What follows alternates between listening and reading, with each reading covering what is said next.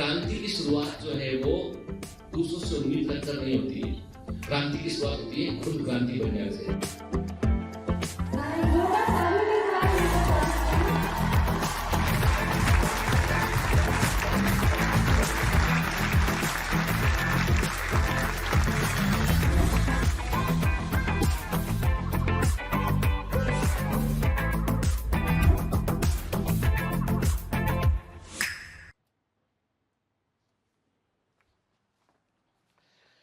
Hello commandos, welcome to Biomentors classes online. I am doctor Jitendra Singh. तो चलिए बेटा, anatomy of flowering plants में हम आगे बढ़ते हैं। तो अभी तक हम काफी कुछ देख चुके हैं। एनाटॉमी ऑफ फ्लावरिंग प्लांट में हमने देखा कि टिश्यू किस तरह के होते हैं, परमानेंट टिश्यू क्या होता है, मेरिस्टेमेटिक टिश्यू क्या होता है, ठीक है। फिर ये भी देखा हमने कि टिश्यू सिस्टम का मतलब क्या होता है, एपिडर्मल टिश्यू सिस्टम क्या होता है, ग्राउंड टिश्यू सिस्टम क्या होता है, वेस्कुलर टिश्यू सिस्टम क्या होता है। तो कई सारी चीजों को हमने क्लियर किया, ठीक है बेटा, है ना। तो हाँ, थोड़ा सेटअप आपको डिफरेंट दिख रहा होगा क्योंकि रिकॉर्डिंग जो है ये अपने नॉर्मल स्टूडियो में नहीं हो रहा है। मैं भोपाल आया हूँ, भोपाल के स्टूडियो में रिकॉर्डिंग चल रहा है और इसलिए थोड़ा सा जो है वो सेटअप चेंज है इसमें, ठीक है। आवाज का क्वालिटी, वॉइस क्वालिटी भी थोड़ा आपको डिफरेंट लग रहा होगा क्योंकि जिस तरीके से मैं बोलता हूं वैसे मेरा पूरा साउंड सिस्टम सेट है। यहां पर अमर सर के अकॉर्डिंग और संजय सर के अकॉर्डिंग है, ठीक है। चलिए, तो ये तो रिलेवेंट बात नहीं हुई, खैर अभी रिलेवेंट बात पे बात करते हैं। तो अभी सबसे पहले तो मैं आपको दे दूं डिस्क्लेमर कि चैप्टर है बोर, ठीक है।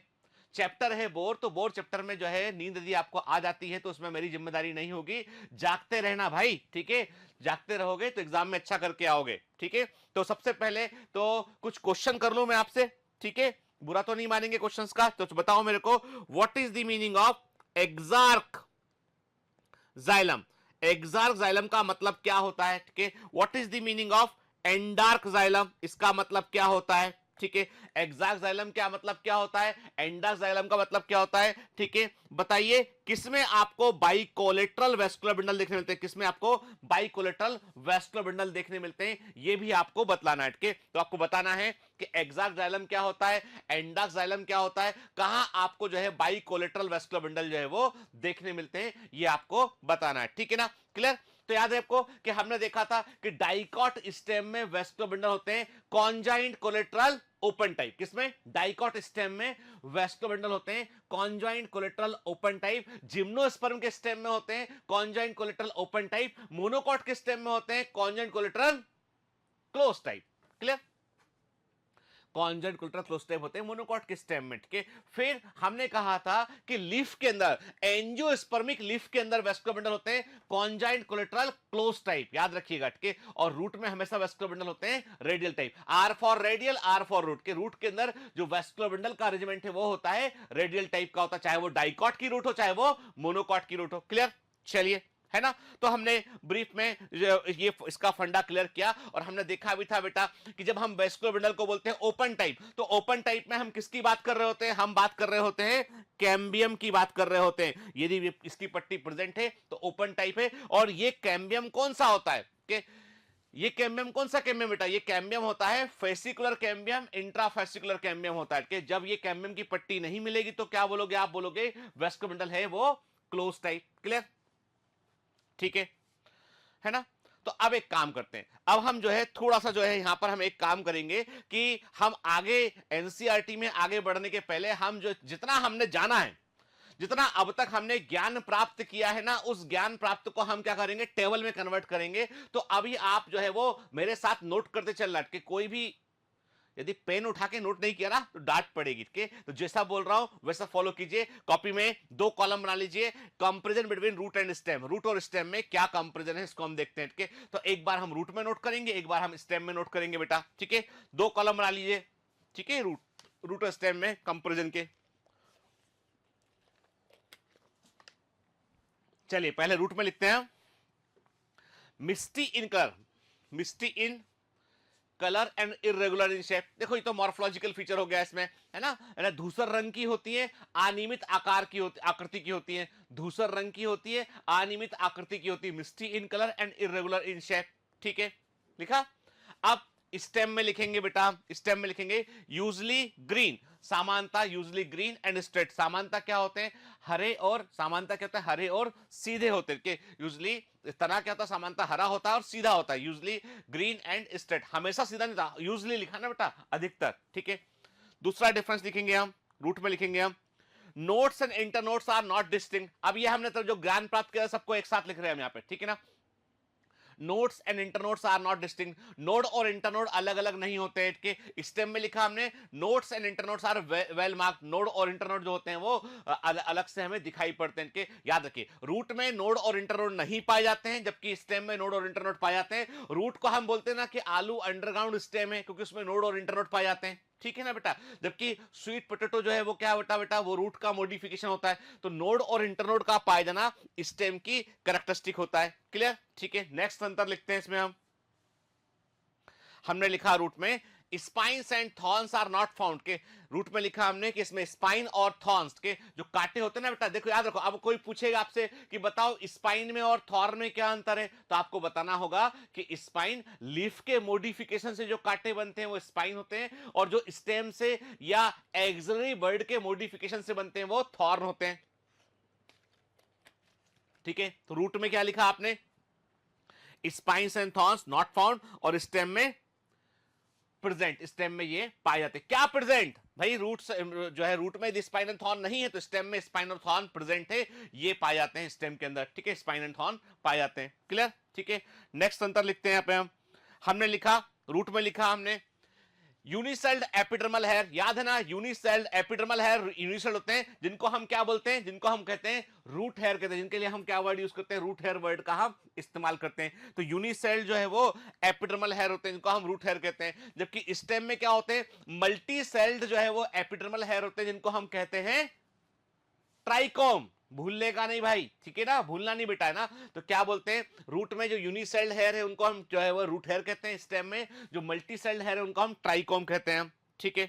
नेक्स्ट डिफरेंस दिखा हमने, रूट में क्यूटिकल लेयर और स्टोमेटा नहीं पाए जाते, रूट में क्यूटिकल लेयर और स्टोमेटा नहीं पाए जाते हैं, और ऐसी एपिडर्मिस जिसमें कि क्यूटिकल लेयर नहीं होती है वो रूट में देखने मिलती है, और उसको क्या कहते हैं, उसको हम इपीब्लेमा कहते हैं, और ये मैं आपको बता चुका हूं, ठीक है, पहले पढ़ा है हमने। तो ऐसी एपिडर्मिस जो रूट में नहीं में पाई जाती है, जिसमें कि क्यूटिकल लेयर नहीं होती, उसे हम इपीब्लेमा कहते हैं, के, और स्टेम में क्यूटिकल लेयर और स्टोमेटा पाए जाते हैं। स्टेम के अंदर क्यूटिकल लेयर और स्टोमेटा आपको देखने मिलेगा, रूट में देखने आपको नहीं मिलेगा, ठीक है। नेक्स्ट देखते हैं हम,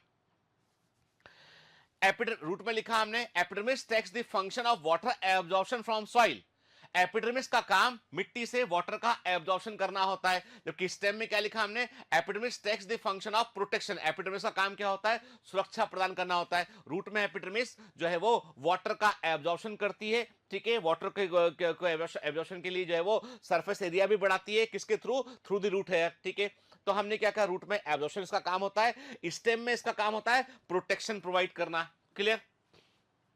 नेक्स्ट लिखते हैं हम, रूट में very very important point, hypodermis is not differentiate, जड़ों में हाइपोडर्मिस, याद रखिए रूट में बेटा क्या होता है, रूट का ये बड़ा इंपॉर्टेंट फीचर में से एक है बेटा, के रूट में हाइपोडर्मिस जो होती है वो डिफरेंशिएटेड नहीं होती है, जबकि स्टेम में ये वेल डिफरेंशिएटेड होती है। और हमने अच्छे से पढ़ा हुआ है कि डाइकॉट स्टेम की हाइपोडर्मिस कोलेनकाइमा से बनी होती है, और मोनोकॉट स्टेम की हाइपोडर्मिस जो है वो स्क्लेनकाइमा से बनी होती है, याद है ना, ठीक है। चलिए नेक्स्ट अंतर लिखते हैं हम, रूट में लिखा हमने cortex is broad and well developed, root में कॉर्टेक्स बड़ा होता है और सुविकसित होता है, कॉर्टेक्स बड़ा होता है और सुविकसित होता है, जबकि स्टेम में क्या लिखा हमने cortex is relatively less developed, cortex जो है रिलेटिवली लेस डेवलप्ड होता है स्टेम में के, और मोर डेवलप्ड होता है कहां पर बेटा, रूट में कॉर्टेक्स ब्रॉड होता है, वेल डेवलप्ड होता है, जबकि स्टेम में कॉर्टेक्स रिलेटिवली लेस डेवलप्ड होता है, ठीक है, क्लियर।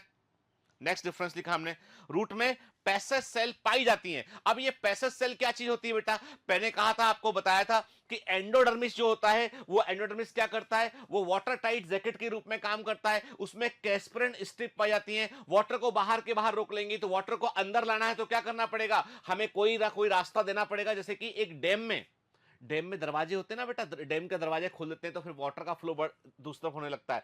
वैसे ही जो है डैम के दरवाजों के समान जो है कुछ सेल्स होती हैं जिनमें कैस्पर स्ट्रिप नहीं होती हैं, उन्हें हम पैसेज सेल कहते हैं, रूट में देखने मिलती हैं। स्टेम में पैसेज सेल जो है वो नहीं पाई जाती हैं। क्लियर? आगे बढ़ते हैं।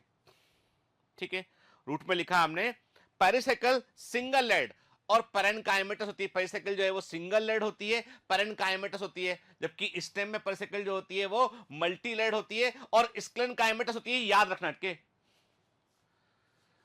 रूट में, चूंकि रूट में पेरिसाइकिल जो है वो पेरेनकाइमा से बनी होती है, इसलिए पेरिसाइकिल रूट में लेटरल ब्रांचेस प्रोड्यूस करने में, जिसको हम लेटरल रूट कहते हैं, उन्हें बनाने में रोल प्ले करती है। पर स्टेम में पेरिसाइकिल जो है वो स्क्लेनकाइमेटस होती है। ठीक है, नोट कर लीजिए बेटा, पेरिसाइकिल जो है वो रूट में सिंगल लेड और पेरेनकाइमेटस है और स्टेम में जो है वो मल्टी लेड और स्क्लेनकाइमेटस है। ये अंतर मैं क्यों लिखा रहा हूं? क्योंकि most of the question anatomy के इस हिस्से से most of the question comparative आते हैं बेटा, और ये क्वेश्चन तभी बनेंगे जब हम उनको अंतरों को हम बराबरी से नोट कर लेंगे हम। ठीक है, फिर रूट में लिखा हमने radial type vascular bundle, radial प्रकार का वेस्कुलर बंडल होता है। स्टेम में लिखा हमने collateral type vascular bundle, collateral प्रकार का वेस्कुलर बंडल होते हैं। अब देखो बेटा, डाइकॉट स्टेम होगा तो कॉन्जॉइंट कोलेट्रल ओपन टाइप होगा, मोनोकॉट स्टेम होगा तो कॉन्जॉइंट कोलेट्रल क्लोज टाइप होगा के, लेकिन होता वो क्या है? कोलेट्रल टाइप वेस्कुलर बंडल होता है। कुकुर बिटा का तना होगा तो बाई कोलेट्रल हो जाएगा, है ना? ठीक है, तो रूट में रेडियल, स्टेम में कोलेट्रल टाइप वेस्कुलर बंडल। फिर लिखा हमने रूट में जाइलम होता है एक्सार्क, रूट में जाइलम होता है एक्सार्क और स्टेम में होता है एंडार्क। ठीक है ना, रूट में एक्सार्क जाइलम होता है और स्टेम में बेटा जो है वो एंडार्क जाइलम होता है। क्लियर? ठीक है, फिर very very important point exam में पूछा गया बेटा, याद रखना, रूट में लेटरल रूट्स जो है वो एंडोजिनस ओरिजिन की होती है। And what is the meaning of the term endogenous origin? Endogenous origin का मतलब होता है they are originated from the cells inside of the structure, structure के अंदर से सेल बाहर निकलती है, उससे कुछ बनेगा तो उसे हम एंडोजिनस ओरिजिन बोलेंगे, और ये होता है पेरिसाइकिल से। तो रूट में जो लेटरल रूट होती है वो पेरिसाइकिल से बनती है बेटा, पेरिसाइकिल से ओरिजिनेट होती है, इसलिए इनको एंडोजिनस ओरिजिन कहते हैं। जबकि स्टेम में क्या होता है कि जो एपिकल मेरिस्टेम जो बर्ड छोड़ जाता है, बर्ड में क्या होता है? बर्ड के अंदर एपिकल मेरिस्टेम का भाग होता है, इसको हम मार्जिनल मेरिस्टेम कहते हैं, उससे बनती है। तो ये तो मेरिस्टेम तो ऊपर तरफ है, सुपरफिशियली प्रेजेंट है वो। ठीक है ना, तो लेटरल ब्रांच स्टेम में होती है एक्सोजेनस ओरिजिन की। बराबर समझ में आ रहा है ना?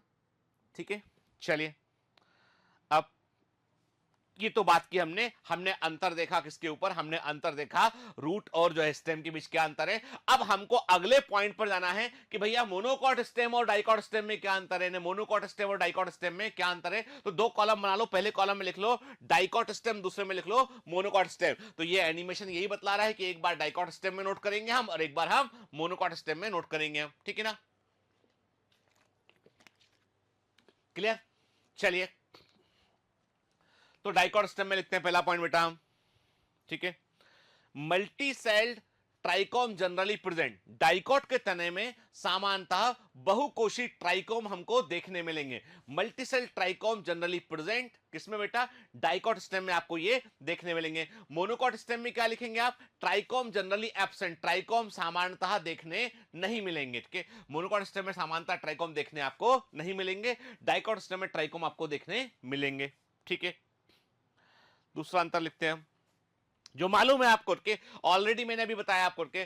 तो डाइकॉट स्टेम में क्या लिखा आपने? कोलेनकाइमेटस हाइपोडर्मिस, हाइपोडर्मिस कोलेनकाइमा से बनी होती है। मोनोकॉट स्टेम में क्या लिखा आपने? हाइपोडर्मिस स्क्लेनकाइमा से बनी होती है, स्क्लेनकाइमेटस हाइपोडर्मिस के। याद रखना बेटा, इंपॉर्टेंट है, वेरी वेरी इंपॉर्टेंट। ठीक है ना?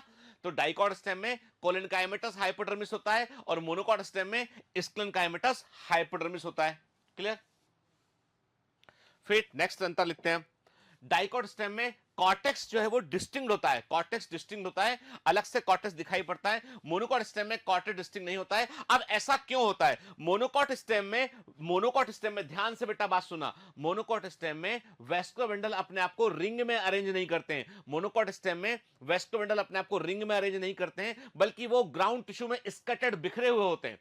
ठीक है, सुना, एंड क्या होता है बेटा, जैसे हमने कहा कि ये जो है वो डाइकॉट का स्टेम है, ये मोनोकॉट का स्टेम है। डाइकॉट स्टेम में वेस्कोबंडल रिंग में अपने आप को अरेंज कर लेते हैं, जबकि मोनोकॉट में क्या होता है, वे बिखरे हुए होते हैं, कि वो रैंडमली बिखरे होते हैं। तो इसलिए हम कहते हैं कि अलग से कॉर्टेक्स, डिस्टिंक्ट कॉर्टेक्स हमको मोनोकॉट स्टेम में देखने नहीं मिलता है। क्लियर? चलिए आगे बढ़ते हैं।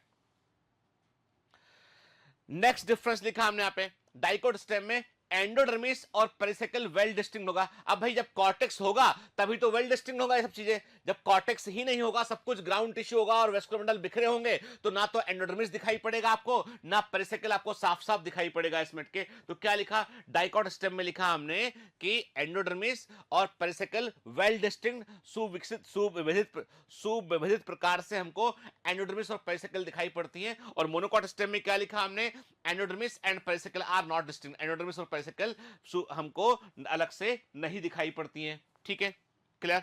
नेक्स्ट अंतर लिखते हैं यहां पे हम, dicot stem vascular bundles arrange in, dicot stem में लिखा हमने vascular bundles arrange in a ring, vascular bundle अपने आप को एक रिंग में, वलय में अरेंज करते हैं, कि जबकि मोनोकॉट स्टेम में वेस्कुलर बंडल ग्राउंड टिश्यू में बिखरे हुए होते हैं, वेस्कुलर बंडल ग्राउंड टिश्यू में बिखरे हुए होते हैं। याद रखना बेटा ये, ठीक है ना? इसीलिए आपको पता है एक बड़ी इंपॉर्टेंट बात यह है कि कभी भी कलम लगाते हैं, जब हम कलम लगाते हैं ना, ग्राफ्टिंग करते हैं, कलम लगाना मालूम ना, स्टॉक एंड स्क्योन मैंने बताया था आपको, रिप्रोडक्शन ऑर्गेनिज्म के कलम लगाते हैं तो एक पेड़ का निचला हिस्सा और दूसरे पेड़ का ऊपरी हिस्से को आपस में जोड़, दूसरे पेड़ के ऊपरी हिस्से को उसमें जोड़ देंगे तो कलम लगाते हैं। तो कलम लगाना कभी भी मोनोकॉट में जो है वो सक्सेसफुल नहीं होता है। डाइकॉट प्लांट में आप कलम लगा सकते हैं, ग्राफ्टिंग कर सकते हैं, मोनोकॉट में आप नहीं कर सकते। उसके पीछे कारण ये है कि इनमें कैम्बियम एब्सेंट है वेस्कुलर बंडल में, और ये रिंग में भी नहीं है, कि बिखरे हुए होते हैं और कैम्बियम नहीं है। जब तक कैम्बियम एक्टिविटी नहीं शो करेगा, डिवाइड नहीं करेगा, तब तक वो दोनों आपस में जुड़ नहीं पाएंगे, कनेक्शन एस्टेब्लिश नहीं हो पाएगा। ठीक है, due to absence of cambium in monocot stem grafting is not possible and another reason is scattered vascular bundle. ठीक है ना? फिर लिखा हमने यहाँ पे डाइकॉट स्टेम में sclerenchymatous bundle sheath is not found, के डाइकॉट स्टेम में लिखा हमने स्क्लेनकाइमा से बनी हुई बंडल शीथ नहीं पाई जाती है, जबकि मोनोकॉट स्टेम में स्क्लेनकाइमेटस बंडल शीथ पाई जाती है, स्क्लेनकाइमेटस बंडल शीथ इज प्रेजेंट। ठीक है, याद है मैंने कहा था वेस्कुलर बंडल को घेरने वाली एक लेयर होती है, उसे हम क्या बोलते हैं, बंडल शीथ कहते हैं। ये मोनोकॉट स्टेम में देखने मिलती है, डाइकॉट स्टेम में हमको देखने ये नहीं मिलती है। ठीक है, फिर नेक्स्ट अंतर लिखेंगे हम डाइकॉट स्टेम में, ये सब पढ़ा है बेटा हमने, उसी को हम यहां पर एक साथ समराइज कर रहे हैं। Phloem parenchyma present, dicot stem में फ्लोएम पेरेन्काइमा पाई जाती है, मोनोकॉट स्टेम में फ्लोएम पेरेन्काइमा नहीं पाई जाती है। ये ध्यान रखना है, डाइकॉट स्टेम में फ्लोएम पेरेन्काइमा होता है, मोनोकॉट में नहीं होता है।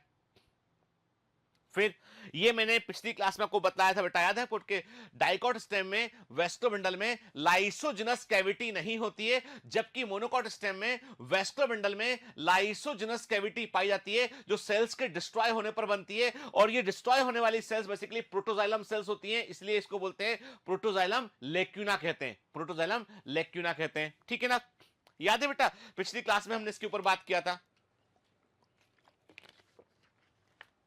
इस लेक्चर में बेटा यदि आपको थोड़ा साउंड का क्वालिटी गड़बड़ लग रहा हो आपको, ठीक है, क्योंकि इसमें मेरे पास सिस्टम नहीं है यहाँ पे कि मैं अपने आप को छोटा कर लूँ, बट तो मैं स्क्रीन को घेर लेता हूँ, ठीक है, तो उसमें आपको देखने में दिक्कत होती है, इसलिए मैं साइड हट जाता हूँ। ठीक है, तो थोड़ी सी आपको नॉर्मल लेक्चर से असुविधा आपको लगेगी तो उसको मेरे साथ में बर्दाश्त कर लीजिएगा, क्योंकि मैं बाहर आया हूँ। मैंने बताया था ना कि जो है मेरे मैटरनल अंकल मामा जी मेरे जो है वो खत्म हो गए थे, तो उनके लिए मैं उस समय कोरोना का इतना सा वो नए वाले स्ट्रेन के केसेस भी कॉलोनी में चल रहे थे, तो ट्रेवल की परमिशन नहीं थी। इसी परमिशन मिला तो फिर यहाँ मैं आया, और यहाँ पे ऑफिस भी है, और आपको मैंने बताया था कि बायोमेंटर्स के अपने गुरुकुल का काम भी चल रहा है, तो उसको भी देखना होता है। ठीक है, खैर वो एक अलग बात है, लेकिन अभी ये कि थोड़ा डिस्टर्बेंस होगा बेटा, तो उसको जो है मेरे साथ में आप जो है वो बियर कर लीजिएगा। ठीक है, एंड इनकन्वीनियंस रिग्रेटेड, असुविधा के लिए खेद है, पहले ही बोल दूं मैं। ठीक है, चलिए अब है ना डाइकॉट स्टेम में both pith and pith rays are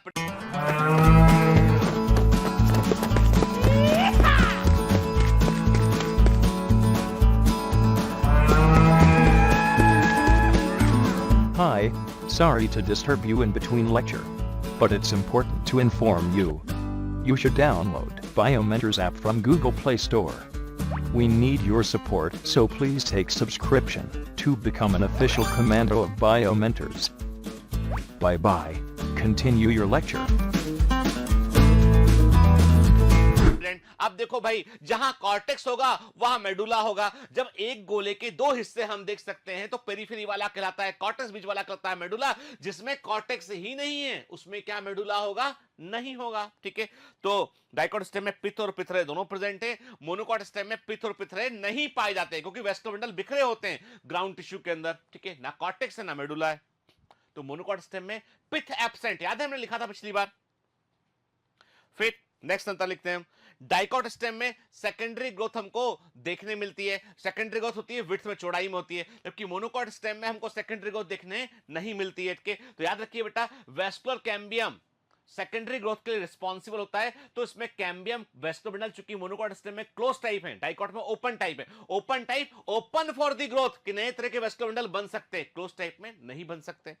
ठीक है, क्लियर। फिर डाइकोट स्टेम में वेस्कुलर बंडल होते हैं कॉन्जॉइंट कोलेटरल ओपन टाइप। ठीक है, डाइकोट स्टेम में vascular bundle conjoint collateral open type होते हैं। मोनोकॉट स्टेम में होते हैं ये conjoint collateral close type. Monocot में होते हैं कॉन्जॉइंट कोलेटरल क्लोज टाइप होते हैं। ठीक है, क्लियर। चलिए, अब ये तो हो गया डाइकोट और मोनोकॉट स्टेम का अंतर। अब रूट का अंतर भी लिख लेते हैं, ये भी इंपॉर्टेंट है। और आप देखेंगे बहुत सारे क्वेश्चन जो है एनाटॉमी ऑफ फ्लावरिंग प्लांट के इसी चीज पर है, डाइकोट मोनोकॉट के अंतर के ऊपर। मैं भी दूंगा आपको, चिंता मत कीजिए। पहला पॉइंट लिखते हैं डाइकोट स्टेम में, पेरिसेकल सिंगल लेड होती है। पेरिसेकल एक परती होती है डाइकोट रूट में। मोनोकॉट रूट में लिखिए पेरिसेकल 2 से 3 परत की होती है, 2 to 3 लेड होती है। यानी डाइकोट रूट में पेरिसेकल जो होती है बेटा वो सिंगल लेड होती है, मोनोकॉट में ये 2 to 3 लेड होती है। ठीक है, सबसे इंपॉर्टेंट अंतर, सबसे वेरी वेरी आईएमपी, सबसे इंपॉर्टेंट बेटा ये है कि डाइकोट रूट में वेस्कुलर बंडल की संख्या मोनोकॉट रूट से कम होती है। ध्यान से बात सुनना। ठीक है, डाइकोट रूट में मोनोकॉट रूट की तुलना में वेस्कुलर बंडल की संख्या कम होती है। डाइकोट रूट में 2 से लेकर 6 वेस्कुलर बंडल होते हैं, मतलब डायआर्क से हेक्सार्क कंडीशन होती है। क्या बोलते हैं इस कंडीशन को? हम बोलते हैं डायआर्क टू हेक्सार्क कंडीशन बोलते हैं इसको हम। ठीक है, जबकि मोनोकॉट रूट में क्या होती है, 8 से अधिक वेस्कुलर बंडल हमको देखने मिलते हैं, मतलब पॉलीआर्क कंडीशन देखने मिलती है हमको। ठीक है, तो लिख लेना, ये टर्मिनोलॉजी नोट कर लेना। डायआर्क टू हेक्सार्क वेस्कुलर बंडल जो है वो डाइकोट रूट में हमको देखने मिलते हैं, और पॉलीआर्क हमको कहां देखने मिलते हैं? मोनोकॉट रूट में देखने मिलते हैं। ठीक है, फिर डाइकोट रूट में पित्त होता है रिड्यूस्ड। डाइकोट रूट में पित्त होता है रिड्यूस, याद है ना हमने ये लिखा था, डाइकोट रूट में पित्त होता है रिड्यूस, मोनोकॉट रूट में होता है वेल डेवलप्ड पित्त। तो याद रखो, ये 3 बातें दिमाग में डाल लेना। वेल डेवलप्ड पित्त कहां देखने मिलेगा? सुविभजित सुविकसित प्रकार का पित्त कहां देखने मिलेगा हमें? डाइकोट के स्टेम में और मोनोकॉट की रूट में। कहां पर पित्त देखने नहीं मिलेगा? मोनोकॉट की स्टेम में। कहां पर पित्त कम देखने मिलेगा? होगा पर कम होगा, रिड्यूस्ड होगा, डाइकोट की रूट में। ठीक है, अच्छा बताओ, अब एक प्रश्न का उत्तर दो मेरे को आप, और फटाफट बताना आंसर सब। ठीक है, बताना कि एक स्टूडेंट है, ठीक है, उसने क्या किया? एक स्टूडेंट है, ठीक है, उसने जो है वो, ये स्टूडेंट है, ठीक है, उसने क्या किया? उसने जो है वो एक वेस्कुलर बंडल, उसने क्या किया? उसने जो है वो एक प्लांट का पार्ट स्टडी कर रही है, ओके, उसके पास एक प्लांट का पार्ट है, और उसने क्या देखा? उसने देखा कि इस प्लांट के पार्ट में जो है वो 3 रेडियल वेस्कुलर बंडल प्रेजेंट है। इस प्लांट के पार्ट में 3 रेडियल वेस्कुलर बंडल प्रेजेंट है। तो अब आपके सामने ऑप्शन है कि ये प्लांट का पार्ट क्या होगा? ये प्लांट का पार्ट क्या होगा? ऑप्शन है मोनोकॉट स्टेम, ऑप्शन बी है डाइकोट स्टेम, ऑप्शन सी है मोनोकॉट रूट, ऑप्शन डी है डाइकोट रूट। बताइए बताइए बताइए। आपने कहा कि सर रेडियल है, R for radial, R for root, तो स्टेम वाले ऑप्शन तो कैंसिल। फिर संख्या है 3, मोनोकॉट में तो कई सारे होते हैं, 8 से अधिक होते हैं, 8 या 8 से अधिक होते हैं। डाइकोट में 2 से लेकर 6 होते हैं। तो क्या आंसर आ गया इसका? Dicot root is the right answer. ठीक है, क्लियर। फिर डाइकोट रूट में सेकेंडरी ग्रोथ जो है पाई जाती है, मोनोकॉट रूट में सेकेंडरी ग्रोथ जो है वो नहीं होती है। डाइकोट रूट में सेकेंडरी ग्रोथ पाई जाती है, मोनोकॉट रूट में सेकेंडरी ग्रोथ जो है वो नहीं होती है। क्लियर, ठीक है बेटा। चलिए, अब ये तो बात हो गई, कहानी हो गई हमारी कि हमने क्या किया, जितना भी ज्ञान हमारे पास था उसको हमने इकट्ठा किया और हमने अंतर लिख लिए बेटा, है ना, हमने अंतर जो है वो नोट कर लिए। अब हम बात करते हैं किस पे बेटा? हम बात करेंगे अब कि हमारे पास जो है वो एनसीईआरटी में क्या लिखा है, एनसीईआरटी में हम देख रहे हैं, देखिए ध्यान से देखिए कि मैं आपको एनसीईआरटी का ही इमेज दिखा रहा हूं आपके सामने। डाइकॉट रूट का इमेज है जो कि सनफ्लावर की रूट का ट्रांसफर सेक्शन, सनफ्लावर की रूट का ट्रांसफर सेक्शन है, ठीक है। क्या देख रहे हैं आप इसमें, आपको ये रूट हेयर दिखाई पड़ रहे हैं, एपिडर्मिस दिखाई पड़ रही है कि एपिडर्मिस के, गौर से देखिए, एपिडर्मिस के सिंगल सेल एक्सटेंशन को ही हमने रूट हेयर बोला हुआ है। एपिडर्मल सेल का जो एक्सटेंशन है ना उसी को हमने रूट हेयर बोला हुआ है कि फिर आप देख रहे हैं आपको वेल डिस्टिंक्ट आपको जो है बाकायदा आपको जो है कॉर्टेक्स दिखाई पड़ रहा है, पर कॉर्टेक्स में आपको अलग अलग लेयर्स का डिपोजिशन नहीं दिखाई पड़ रहा है आपको, पर एंडोडर्मिस बेहतर दिखाई पड़ रहा है। यहां पर हाइपोडर्मिस अलग से हमने मार्क नहीं किया हुआ है कि फिर आप देख रहे हैं आपको पेरिसेकल दिखाई पड़ रहा है, प्रोटोजाइलम, मेटाजाइलम, पिथ और पिथ फ्लोएम के।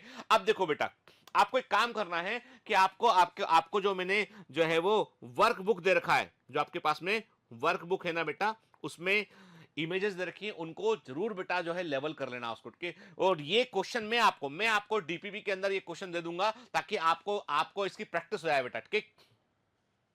जब डीपीपी में ये क्वेश्चन दूंगा ना उसको बेटा बुक मार्क करना उस क्वेश्चन को, ताकि आपको लेवलिंग पता रहे, क्योंकि लेवलिंग का सीक्वेंस जो एनसीईआरटी के अकॉर्डिंग ही पूछा जाता है बेटा, ठीक है। तो चलो हम देखते हैं क्या लिखा है इसमें। तो एनसीईआरटी क्या लिखता है, देखो अब देखो, जितना पढ़ा है ना हमने एनसीईआरटी सब बातें वही इकट्ठी करके बतलाएगा, ठीक है।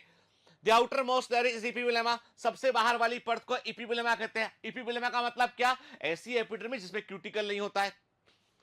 Many of the cells of epibullema protrudes in the form of unicellular root hair। मैंने कहा था आपको एक कोशी रूट हेयर के रूप में इपिबुलेमा की सेल बाहर की तरफ उभर जाती है। कॉर्टेक्स में कई सारी लेयर होती हैं, पेरेन्काइमा सेल से बना होता है जिसमें कि आपको इंटरसेलुलर स्पेस भी देखने मिलेगा। सबसे अंदर वाली कॉर्टेक्स की लेयर को हम एंडोडर्मिस कहते हैं। एंडोडर्मिस बैरल शेप शेल से बना होता है, कोशिकाओं से बना होता है, बैरल शेप डमरू समान दिखने वाली कोशिकाओं से बना होता है जिनमें कि इंटरसेलुलर स्पेस नहीं होते हैं। ये बात मैंने भी आपको बताया था पहले, याद है बेटा, जब एंडोडर्मिस पढ़ रहे थे हमने देखा था, ठीक है। फिर हमने कहा था कि इसके टेंजेंटल प्लेन पर और जो है वो रेडियल वॉल पर हमको जो है वो सुबेरिन का डिपोजिशन देखने मिलेगा, जिससे कि एंडोडर्मिस की सेल्स वाटर के लिए इम्परमेबल हो जाएंगी, और इस डिपोजिशन को क्या बोलते हैं, कैस्परन स्ट्रिप कहते हैं। बात किया था नहीं किया था हमने, सब कुछ देखा था हमने, वही सारा इकट्ठा करके एनसीईआरटी ने बतला दिया के। फिर क्या बोलता है एनसीईआरटी ने, कहा कि एंडोडर्मिस से अंदर आओगे तो आपको पेरेन्काइमा सेल्स की लेयर दिखाई पड़ेगी, जिसे हमने क्या कहा था, पेरिसाइकिल कहा था। और initiation of lateral root and vascular cambium during secondary growth takes place in this cells. Very very important, very very important, ठीक है बेटा।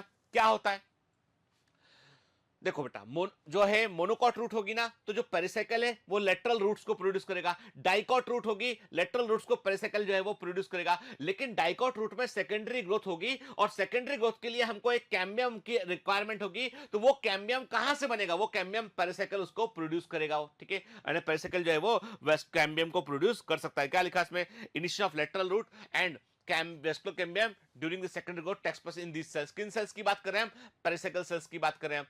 पिथ जो है स्मॉल होगा और जो है साफ साफ हमें नहीं दिखाई पड़ेगा डाइकॉट रूट के अंदर, ठीक है। फिर पेरेन्काइमेटस सेल्स, अब देखो बेटा यहां पे एक चीज है जो मैंने नहीं बताई थी, जो यहां पे जिक्र आया एनसीईआरटी में इसका, वो है कंजक्टिव टिश्यू। अब ये क्या चीज है, जैसे ये जाइलम है और ये फ्लोएम है, तो इन दोनों के बीच में कनेक्शन को एस्टेब्लिश कर, इन दोनों के बीच में कम्युनिकेशन, यानी जाइलम और फ्लोएम के बीच में कम्युनिकेशन एस्टेब्लिश करने के लिए कुछ पेरेन्काइमा सेल्स पाई जाती हैं, उनको बोलते हैं जो इकट्ठी कराती है कंजक्टिव टिश्यू कहलाते हैं। तो बेटा याद रखना इसको, इंपॉर्टेंट ये बीट क्या, ठीक है, याद करें के। तो कंजक्टिव टिश्यू कहां होता है बेटा, पेरेन्काइमा सेल्स होती हैं जो जाइलम और फ्लोएम के बीच में पाई जाती है, उन्हें हम कंजक्टिव टिश्यू कहते हैं, ठीक। और जनरली डाइकॉट रूट में क्या होता है, 2 से 4 जाइलम और फ्लोएम के बीच होते हैं। मैंने कहा डायक से लेके हेक्सार कंडीशन होती है। बाद में जाइलम और फ्लोएम के बीच में जो है वो कैम्बियम रिंग डेवलप हो जाती है, और इस कैम्बियम रिंग को डेवलप करने में कई बार पेरिसाइकिल की सेल्स जो है रोल प्ले करती है, ठीक है ना।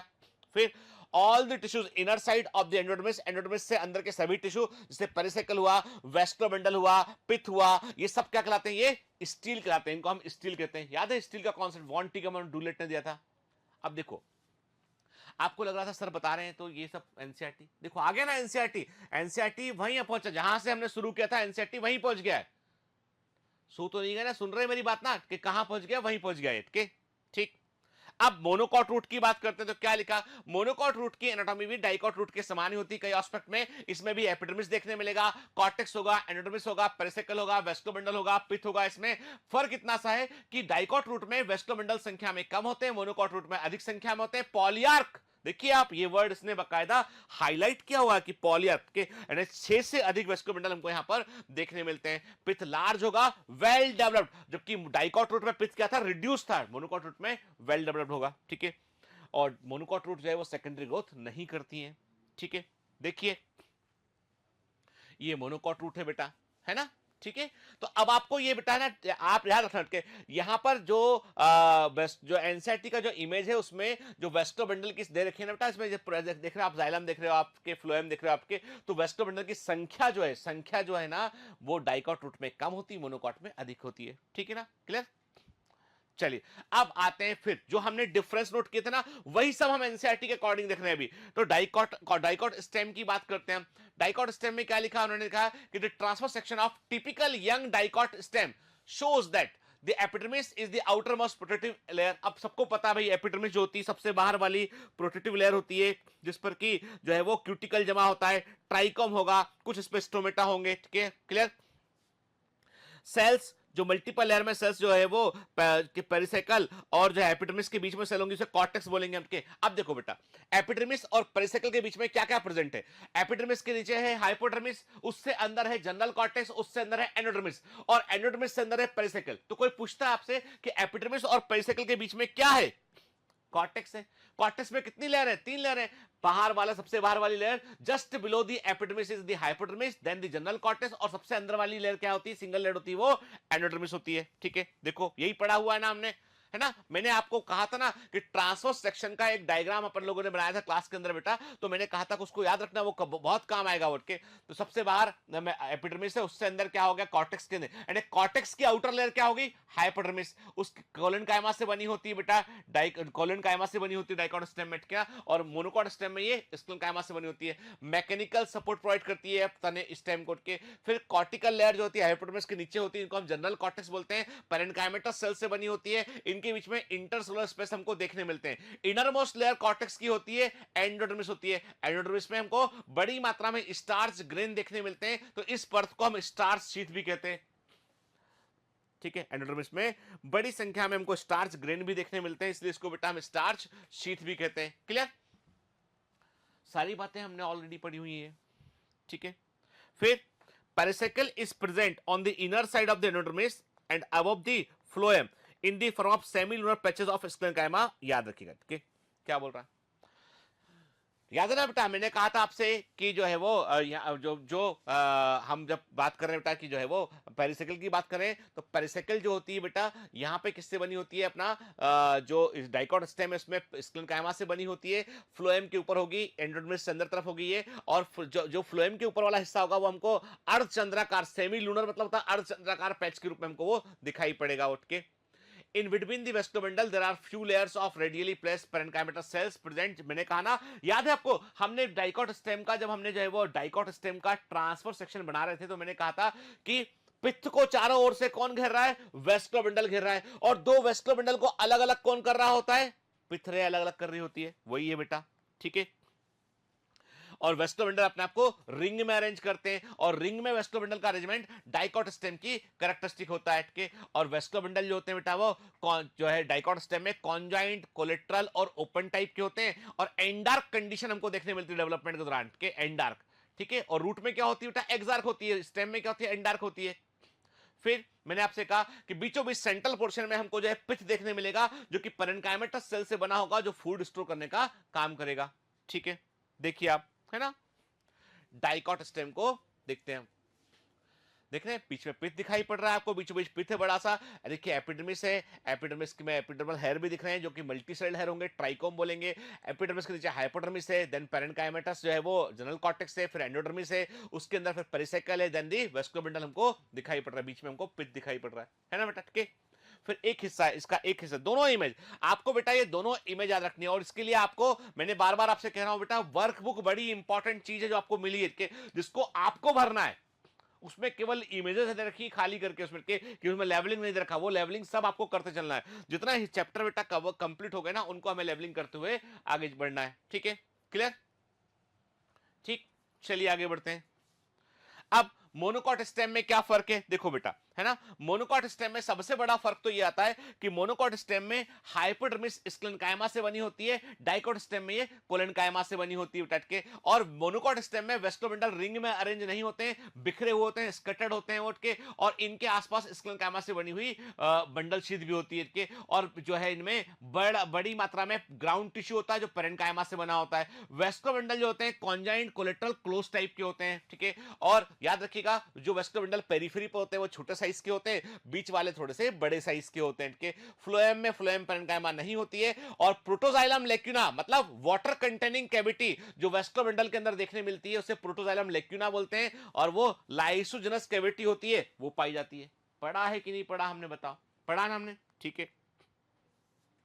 देखिए आप, है ना, मोनोकॉट स्टेम को, ठीक है, हम एक तरफ देख रहे हैं बेटा, हम जो है हमने जो है पहले देखा था, पहले हमने क्या देखा था, डाइकोट स्टेम देखा था, ये है, ये जो है वो, ये है बेटा ये है मोनोकॉट का स्टेम है। मोनोकॉट स्टेम का जो है हम जो है वो ट्रांसफॉर्मेशन देख रहे हैं। गौर से देखिए कि वेस्कोबंडल बंडल जो है वो ग्राउंड टिश्यू में बिखरे हुए हैं, ग्राउंड टिश्यू है पेरेन्काइमा से बना, उसमें वेस्कोबंडल बेचारा तो सब तरफ बिखरे हुए हैं बेटा इसमें, ठीक है। इसलिए हमको ना तो एंडोडर्मिस दिखाई पड़ रही है, ना हमको पेरिसेकल दिखाई पड़ रही है, हमको उठ के केवल हमें हाइपोडर्मिस दिखाई पड़ रही है, उसके बाद हमें ग्राउंड टिश्यू दिखाई पड़ रहा है, ठीक है ना बेटा, याद रखना, इंपॉर्टेंट है ये, ठीक है।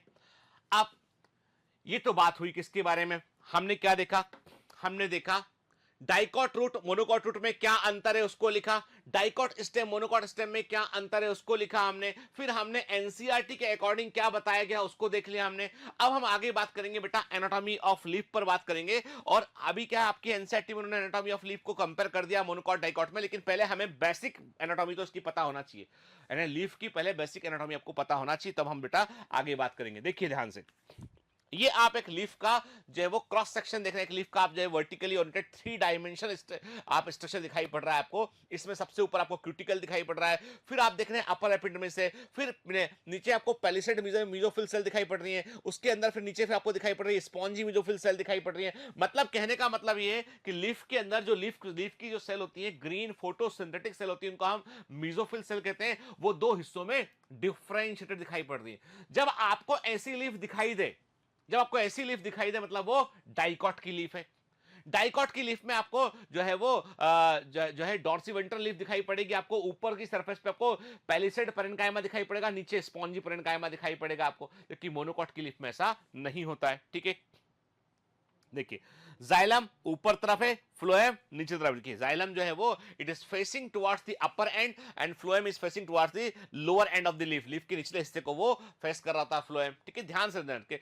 फिर हम देख रहे हैं कि कुछ बंडल शीथ सेल्स दिखाई पड़, ये स्टेम की बात नहीं चल रही है, लीफ की बात चल रही है। लीफ में बंडल शीथ सेल जो है वो ग्रीन फोटोसिंथेटिक होती है, ठीक है, ठीक। चलो अब एक काम करते हैं, हम जो है वो लीफ के यदि मेन फीचर की बात करें तो लीफ का सबसे बड़ा फीचर है कि लीफ में बड़ी संख्या में स्टोमेटा देखने मिलते हैं। और स्टोमेटा कैसे बनते हैं बेटा, मैंने आपको बताया था ना कि जब हम एपिडर्मिस पढ़ रहे थे हमने कहा था कि दो गार्ड सेल एक पोर को घेरती है, पोर कहलाता है स्टोमा, गार्ड सेल से घेरती है तो कंप्लीट यूनिट बनती है स्टोमेटा, ठीक है, क्लियर। चलिए तो अभी हम कुछ पॉइंट नोट करते हैं बेटा इसके के। पहले हमें बेसिक एनाटॉमी तो पता हो तो हम आगे बात करेंगे। सिंगल लेड एपिडर्मिस, याद रखिए लीफ में सिंगल लेड एपिडर्मिस होती है, ठीक है, और एपिडर्मिस की जो आउटर वॉल होती है वो क्यूटिनाइज होती है, क्यूटिन जमा होता है उसमें, ठीक है। लीफ की जो पेटियोल होती है, अब लीफ की मॉर्फोलॉजी बेटा ऑलरेडी पढ़े हुए हैं, अब इसलिए तो मैं कहता हूं सब चैप्टर इंटरलिंक्ड है। अब वो कोई बच्चे कहते हैं कि सर वो तो नीट में सिलेबस कम हो जाए, अरे भाई तुमको मॉर्फोलॉजी नहीं आएगी तो एनाटॉमी कहां से पढ़ लोगे, एनाटॉमी नहीं आएगी तो प्लांट किंगडम समझ में कैसे आएगा, सब जुड़ा हुआ है। इसलिए वो भ्रम में मत पड़िए कि सिलेबस कम होगा, ये होगा वो होगा, मत पढ़िए भ्रम में, सब पढ़िए क्योंकि सब जुड़ा हुआ आपस में बेटा, ठीक है। देखो ये क्या है, लीफ बेस है, लीफ पेटियोल है और लीफ लेमिना है, याद है, और ये मिड रिब है, ठीक है, और ये लीफ जो है वो ब्रांचेस हैं मिड रिब से निकलती है, ठीक है। क्या लिखा, हमने कहा कि जो है लीफ का जो पेटियोल है उसमें हाइपोडर्मिस होती है जो कोलेनकाइमेटस या स्क्लेरेनकाइमेटस हो सकती है, ठीक। फिर ग्राउंड टिश्यू जो होता है, लीफ का जो ग्राउंड टिश्यू होता है, जो मेसोफिल जो भरा हुआ है, जो भी वो ग्राउंड टिश्यू का वो पेरेन्काइमेटस होता है। वेस्टोबंडल लीफ में कॉन्जाइंट कोलेटरल क्लोज टाइप के होते हैं। हम किसकी लीफ की बात कर रहे हैं, हम एंजियोस्पर्म की लीफ की बात कर रहे हैं, हम एंजियोस्पर्म की लीफ की बात कर रहे हैं, ठीक। कॉन्जाइंट कोलेटरल क्लोज टाइप होता है। फिर जाइलम जो होता है वो अपर सरफेस को फेस करता है, एडेक्सियल मैंने पहले भी कहा था आपको, जब एनिमल किंगडम पढ़ाया तो भी कहा था मैंने आपसे कि जो ऊपर तरफ है वो एडेक्सियल है, नीचे वाला एबैक्सियल के। तो मैंने कहा adaxial upper surface, abaxial lower surface के। तो बेटा नोट कर लें कि जो अपर सरफेस है वो है एडेक्सियल, ठीक है, और लोअर जो होता है वो है एबैक्सियल, ठीक है, ठीक है, ठीक है, ठीक। तो मैंने कहा कि जो नीचे है वो है लोअर सरफेस है एबैक्सियल, ऊपर वाला एडेक्सियल। तो जाइलम क्या होता है, वो एडेक्सियल होता है, अपर सरफेस को फेस करता है। फ्लोएम होता है एबैक्सियल, लोअर सरफेस को फेस करता है। जीरोफिटिक प्लांट मरुस्थलीय पौधों में क्या होता है कि जो एपिडर्मिस होती है वो मल्टीपल होती है, मल्टी लेयर्ड, मल्टी सीरेट एपिडर्मिस होती है, उसमें धसे हुए स्टोमेटा होते हैं, मोटा क्यूटिकल होता है to prevent the loss of water. एक तरह का ये एडॉप्टेशन होता है। क्लियर, ठीक।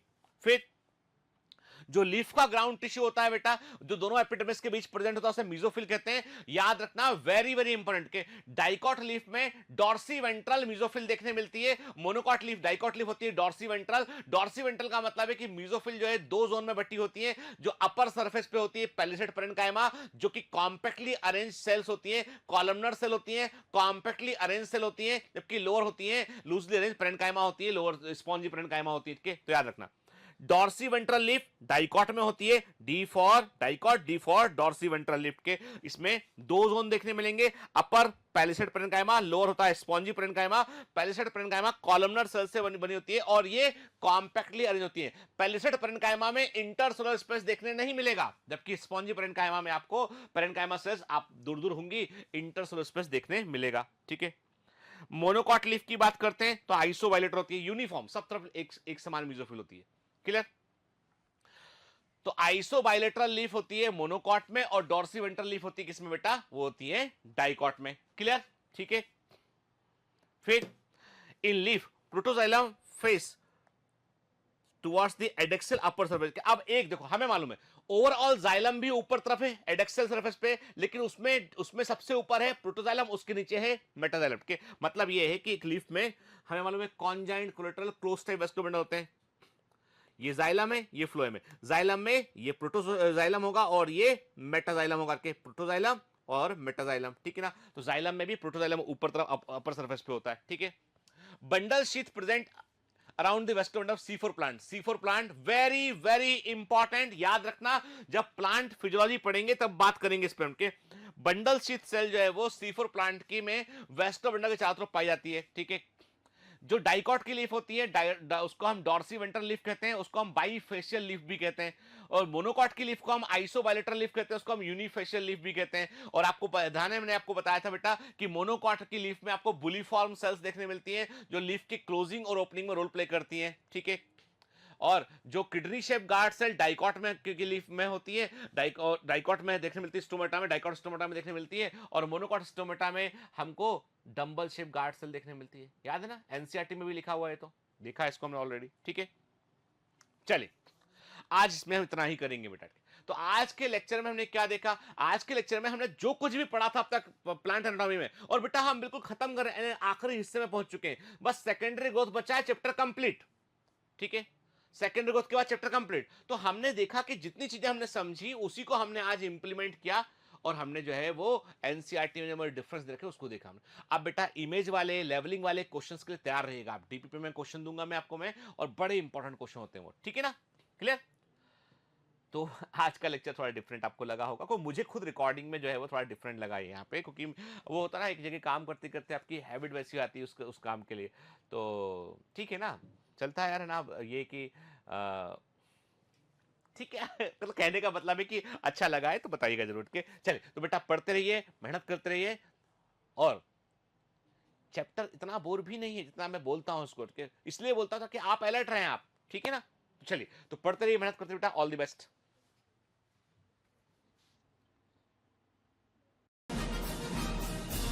Hi. To become an official commando of Biomentors, join us at www.biomentors.online. Here you can solve daily practice papers, an online test. You can download performance enhancement sheets. You can track your progress. You can interact with other fellow commandos. Join us and prepare yourself. It's a commando training for your success. Download Biomentor's online app from Google Play Store.